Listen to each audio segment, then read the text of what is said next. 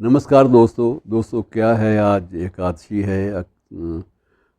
आषाढ़ की शुक्ला एकादशी माना जाता है इसको, लेकिन आप इस चक्कर में ना भी पड़े तो मोटी सी बात यह है, जो सारगर्भित बात है कि आज विधिवत भगवान विष्णु विश्राम के लिए पाताल लोक चले जाएंगे। आज वो जा रहे हैं और इसे देवशायनी एकादशी के नाम से भी जाना जाता है कि श्री हरि आज पाताल लोक में चले जाएंगे और नियमों के अनुसार चतुर्मास आरंभ होता है, 4 महीने वो नहीं लौटेंगे और उसके पीछे कथानक जो है वो ज़रूर सारगर्भित है और संदेश देने वाला है।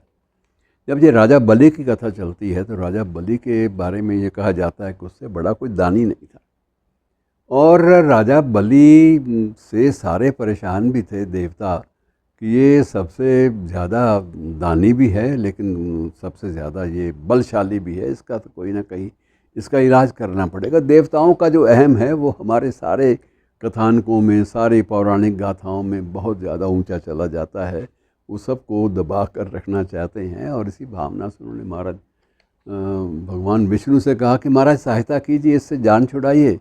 ये इतना बलशाली है कि इसको कहीं भी किसी भी मोर्चे पर पराजित करना संभव नहीं है। तो भगवान ने तथास्तु कह दिया और उसके बाद वो एक वामन अवतार, कहते हैं कि एक छोटे से बालक के अवतार में, वामन अवतार में वो चले गए राजा बाली के घर में, उसके महल में, और वहाँ जाकर दान के लिए भिक्षान देही की वहाँ पर आवाज़ लगाई और राजा बलि ने देखा कि एक छोटा सा वामन एक आया है, छोटा सा ब्राह्मण आया है। उनको बड़ा अच्छा लगा कि ये तिलकधारी है और अच्छी वाणी में बोल रहा है, इसका उच्चारण बड़ा शुद्ध है, और उन्होंने कहा कि मैं दान आपको देने को तैयार हूँ। और उस पर दान इसलिए लेना भी क्या है, बेचारे ने कितना खा लेगा। और उन्होंने कहा कि महाराज ब्राह्मण देवता, आपका मैं पूरा सम्मान करूँगा, आप बताइए क्या चाहिए। उन्होंने कहा मुझे कुछ नहीं चाहिए, मुझे सिर्फ 2 गज 2 पग कहा जाता था, 2 गज की बात अब होती है, 3 पग जो है ज़मीन दे दीजिए।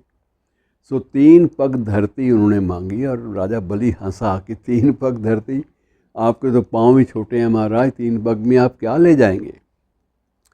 खैर मैंने वचन दिया है, मैं अपना वचन निभाऊंगा, और 3 पगों की बात उन्होंने कर दी। तो उन्होंने पहला पग विष्णु भगवान ने जब अपना विशाल रूप दिखाते हुए भरा तो उसमें सारी की सारी पृथ्वी समा गई, और दूसरे पग में तीनों लोक, शेष जो बचे थे दोनों लोक, वो भी समा गए।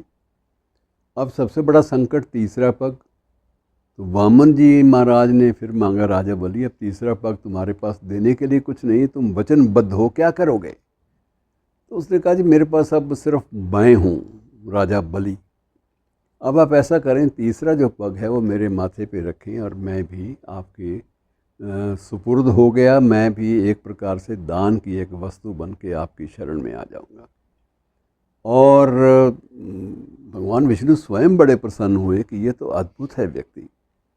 और उधर उन्होंने कहा कि मैं तुम्हारी जो दान की जो भावना है इससे बड़ा प्रभावित हुआ हूँ, अब मैं तुम्हें वरदान भी देना चाहता हूँ। एक वरदान तो ये है कि देवताओं का चक्कर में छोड़ दो, टकराव छोड़ दो और तुम स्वयं पाताल लोक चले जाओ, ये मेरा आदेश है। और वरदान के रूप में जो तुम मांगो मैं तुम्हें देने को तैयार हूँ। जो तुमने दिया है उसमें से कुछ ले नहीं सकते, और जो भी तुम वरदान मांगोगे अमरता का कोई और चीज़ तो मैं दे दूँगा।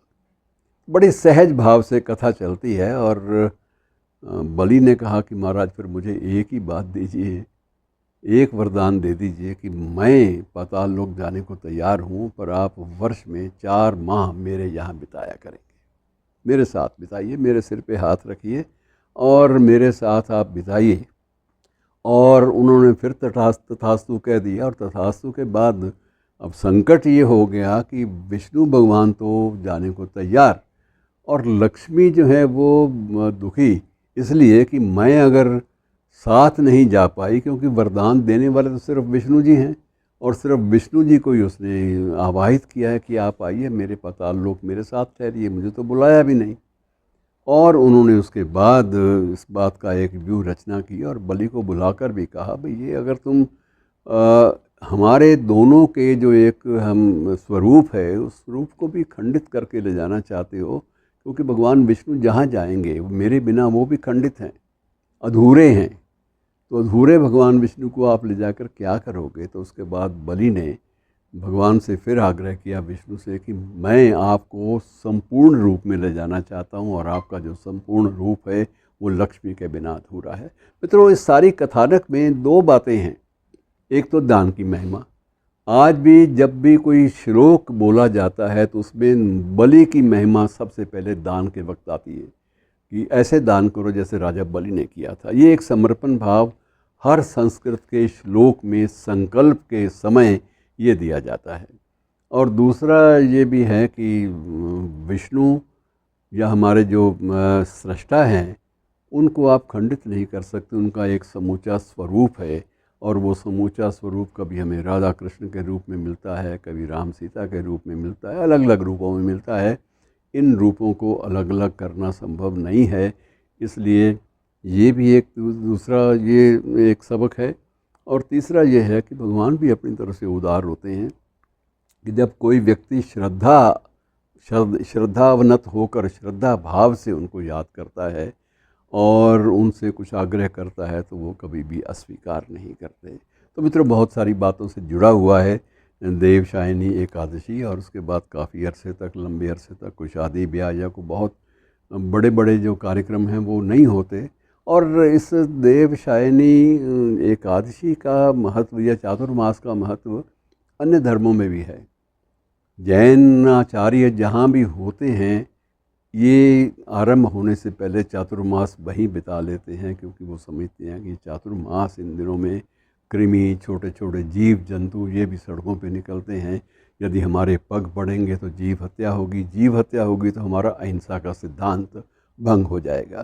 तो इसलिए वो भी समझते हैं कि एक ही स्थान पर टिककर वहाँ लोगों को सद्गुणों की प्रेरणा दो, और वहाँ वक्तव्य चलें, वहाँ कुछ संभाषण हों, ताकि सब जो है सृष्टि ये सदाचार की ओर, अच्छी बातों की ओर उन्मुख हो, विशेष रूप से चातुर्मास के दिनों में। धन्यवाद दोस्तों।